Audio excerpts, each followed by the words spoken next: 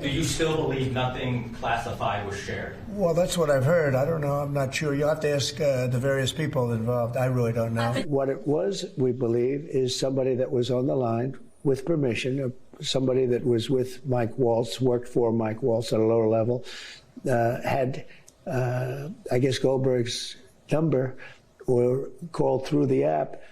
And somehow this guy ended up on the call. Well, yeah, Mike Waltz, I guess he said he claimed responsibility, I would imagine. Had nothing to do with anyone else. It was Mike, I guess. I don't know. I was told it was Mike.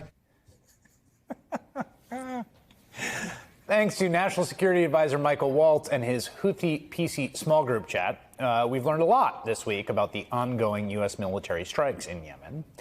We're also learning more about the various roles and locations of the members of that chat, and just about how out of the loop the commander-in-chief is when major life and death decisions are being made in this administration. Let's look at where all the major players were as this thing unfolded. On March 11th, the day Waltz apparently mistakenly sent a connection request on the Signal app to a reporter, he was in Saudi Arabia for talks on the war in Ukraine. Secretary of State Marco Rubio was also in Saudi Arabia, not just for the war negotiations, but to meet with Crown Prince Mohammed bin Salman to discuss ways to advance shared interests in the region. Around the same time, Secretary of Defense Pete Hegseth was in meetings in Washington at the CIA headquarters with Director John Ratcliffe. And then there was Steve Witkoff, the real estate investor who serves improbably as Trump's Middle East envoy. On March 13th, Witkoff was in Moscow as Russian state TV showed his motorcade leaving the airport for a meeting with Vladimir Putin. At some point during his day in Moscow, he was added to the group chat, even though just days before, the National Security Agency put out a bulletin warning of vulnerabilities in the Signal app, saying Russian professional hacking groups were using those vulnerabilities to spy on encrypted conversations.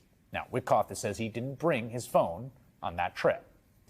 That same day, Director of National Intelligence Tulsi Gabbard had just landed in Tokyo for a multinational tour, but she couldn't recall where she was when she started receiving the group texts. Director Gabbard, you were also traveling during this discussion, correct? Yes. And where were you? I was traveling through the Asia-Pacific region. I don't recall which country I was in at that time. You don't remember the country? I'd have to go back and look at the schedule.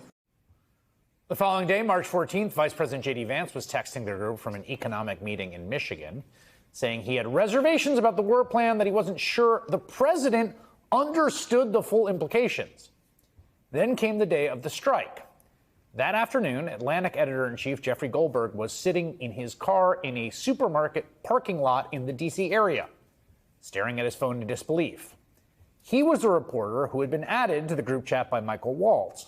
And now he read a summary of the war plan from Hegseth, who told the group text the bombing would begin at 1:45 p.m. At that moment, Hegseth texted F-18 fighter jets from an aircraft carrier, as well as sea-based Tomahawk missiles and unmanned drones from an unknown base in the region, by the way, were headed for targets in Yemen. The Pentagon hasn't shared much information on its attacks there beyond saying that more than 30 targets were hit on the first day. The Houthis say those strikes killed 53 people, including women and children. Remember, according to Hegseth in the group text, a high-value target was struck in his girlfriend's apartment building, which was completely collapsed by the U.S. missiles. Vance replied to that text with a single word, excellent. You might be asking yourself, as all this was happening, where was the president? The, commander-in-chief of the United States forces, the man who's meant to make the final decision to launch a strike? Well, he was in West Palm Beach, Florida. His motorcade was recorded slipping into the gates of the Trump International Golf Club, which features 2 golf courses with 27 holes. Today, the White House released photos of Trump still in his golf attire, wearing a hat with his own signature on it, apparently listening in on the Yemen attack. None of this is how the American chain of command usually functions, or the way this is supposed to work, a way that has worked through, I think, multiple administrations of both parties. The national security principles don't text. They bring the recommendations to the president, who then makes a clear and unambiguous decision about the most consequential thing you can do as president. To risk the lives of American service members in an operation that will kill other people, including, in this case, it appears, many civilians who had the misfortune of just to be living in a building that we collapsed. I mean, everyone knows this from every movie you've ever seen, right? The go or no go, green light or not, right? You wait, the president gives a thumbs up or not. And it's obvious to all, thanks to these texts, the core thing that was supposed to happen in these decision-making procedures clearly did not happen. Instead, everything seemed to go backwards. Trump wanted action, and then his underlings tried to divine what he really wanted. Like when Vance texted the gang the morning of the strikes, quote, "I think we're making a mistake. The strongest reason to do this, as POTUS said, is to send a message, but I am not sure the president is aware how inconsistent this is with his message on Europe right now." Minutes later, Hegseth responded, quote, "We are prepared to execute, and if I had final go or no-go vote, I believe we should." But the thing is, he doesn't get that final vote. The president does. And then within minutes of that text, Waltz, who created the group, he adds in SM. That was Trump's White House aide, Stephen Miller, who then weighed in saying, "As I heard it, the president was clear, green light."